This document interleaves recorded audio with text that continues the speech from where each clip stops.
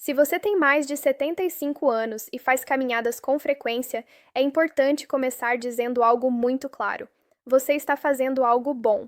Caminhar é saudável, ajuda o coração, melhora o humor e mantém o corpo em movimento. O problema não é caminhar. O problema é acreditar que apenas caminhar ainda é suficiente nessa fase da vida. Depois dos 75 anos, o corpo entra em uma etapa diferente do envelhecimento. As mudanças deixam de ser apenas metabólicas ou cardiovasculares e passam a ser funcionais. Em outras palavras, o maior risco já não é apenas pressão alta ou colesterol, mas sim perder força, equilíbrio e autonomia. E isso acontece de forma silenciosa. Muitos idosos caminham todos os dias, fazem seus trajetos habituais, mas começam a perceber pequenos sinais de alerta, dificuldade para levantar de uma cadeira em segurança, ao subir um degrau medo de cair no banheiro cansaço excessivo, nas pernas passos mais curtos e lentos. Esses sinais não significam preguiça nem fraqueza natural da idade, como muitos pensam. Eles indicam algo muito específico: perda de força muscular funcional, algo que caminhar sozinho não consegue evitar. O grande mito: se eu caminho, estou protegido. Durante décadas, médicos incentivaram a caminhada como principal exercício para idosos, e isso fez sentido por muito tempo. Mas a ciência do envelhecimento evoluiu, e hoje sabemos que, após os 75 anos, o corpo precisa de outros estímulos além do aeróbico leve. Caminhar trabalha principalmente resistência cardiovascular, coordenação básica, gasto calórico leve, mas caminha quase não estimula força das coxas, glúteos, músculos profundos do abdômen, músculos estabilizadores das articulações. Esses músculos são exatamente os que evitam quedas. Por isso, vemos um cenário comum e preocupante: idosos ativos que caminham, mas ainda assim sofrem quedas graves. Por que as quedas são o maior perigo após os 75? Pouca gente fala isso com clareza, mas a maior ameaça à saúde depois dos 75 anos não é o infarto. São as quedas. Uma queda pode parecer algo simples, mas nessa idade ela pode causar fratura de quadril, fratura de punho ou coluna, perda de mobilidade, internações prolongadas, dependência permanente de terceiros. Cirurgiões ortopédicos alertam que muitos idosos nunca recuperam totalmente a autonomia após uma queda grave. O que realmente muda no corpo depois dos 75? A partir dos 75 anos, ocorre um processo chamado sarcopenia acelerada, a perda progressiva de massa e força muscular. Esse processo acontece mesmo em pessoas que se movimentam. Além disso, os reflexos ficam mais lentos, a propriocepção, consciência corporal, diminui o equilíbrio, se torna mais instável, as articulações perdem proteção muscular. Sem estímulo de força, o corpo começa a economizar músculos. E caminhar, por ser repetitivo e de baixa intensidade, não freia esse processo de forma eficaz. É por isso que muitos especialistas afirmam: depois dos 75, manter força é mais importante do que aumentar passos. Caminhar continua sendo bom, mas não completo. Isso precisa ficar muito claro para evitar interpretações erradas. Caminhar melhora o humor, ajuda na circulação, auxilia no controle da glicose, mantém a mente ativa, mas caminhar não substitui exercícios que desafiam os músculos contra a gravidade. Subir da cadeira, manter-se firme em pé, equilibrar-se ao virar o corpo. Essas ações do dia a dia exigem força, não apenas movimento, um teste simples que revela a verdade. Muitos médicos usam um teste muito simples para avaliar risco funcional em idosos. Quantas vezes a pessoa consegue levantar e sentar de uma cadeira em 30 segundos sem usar as mãos? Idosos que caminham bastante, mas não treinam força, costumam ter dificuldade nesse teste. Isso mostra que a caminhada não está fortalecendo o que mais importa para a independência. O medo de exercício é compreensível, mas precisa ser revisado. Muitos idosos evitam exercícios de força por medo. Vou me machucar. Isso não é para minha idade. Posso cair. Mas a realidade é o oposto. Não fazer exercícios de força é o que aumenta o risco de queda. Quando feitos de forma adaptada, com apoio e controle, exercícios funcionais são mais seguros do que parecem e muito mais protetores do que apenas caminhar. O que os cirurgiões veem no dia a dia. Os cirurgiões ortopédicos convivem diariamente com as consequências das quedas. Muitos relatam o mesmo padrão. Idosos ativos, caminhantes regulares, mas com musculatura fraca e instável.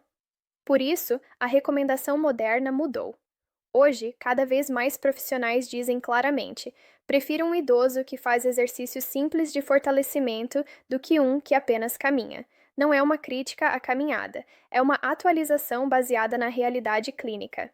Depois de entender por que caminhar sozinho já não é suficiente após os 75 anos, surge a pergunta mais importante: então, o que realmente funciona?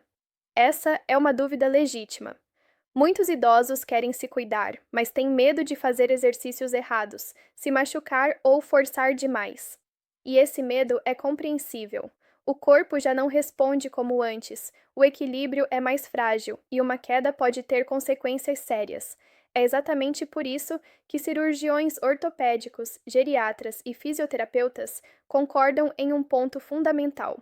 O melhor exercício depois dos 75 não é o mais intenso, é o mais funcional. Funcional significa algo simples, um exercício que prepara o corpo para tarefas reais do dia a dia. O que os cirurgiões realmente querem evitar? Quando um cirurgião olha para um paciente idoso, ele não pensa apenas em ossos, ele pensa em queda, fratura e perda de independência. A maioria das cirurgias em idosos acontece por um motivo evitável: tropeçar e escorregar. Perder o equilíbrio ao levantar, virar o corpo rápido demais. Essas situações não exigem fôlego, elas exigem força nas pernas, estabilidade no tronco e reação rápida. E caminhar, por mais saudável que seja, não treina essas respostas. O exercício mais recomendado: levantar e sentar da cadeira. Pode parecer simples demais, mas é exatamente por isso que funciona. Levantar e sentar da cadeira de forma controlada e segura é considerado por muitos especialistas um dos exercícios mais completos para idosos acima dos 75. Por quê? Porque ele fortalece coxas e glúteos, ativa o abdômen profundo, treina equilíbrio, simula movimentos reais da vida, pode ser adaptado para qualquer nível. É o movimento que mais se aproxima da realidade diária. O que esse exercício ativa no corpo?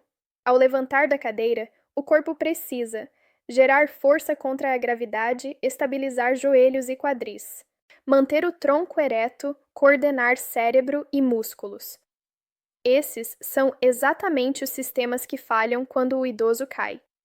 Por isso, cirurgiões afirmam: se o paciente consegue levantar da cadeira com firmeza, o risco de queda é muito menor.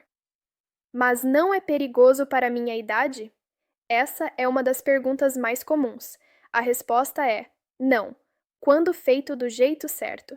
O segredo está em 3 pontos: apoio quando necessário, mãos, parede ou encosto, movimento lento e controlado, respeito aos limites individuais. Não é sobre quantidade, é sobre qualidade do movimento.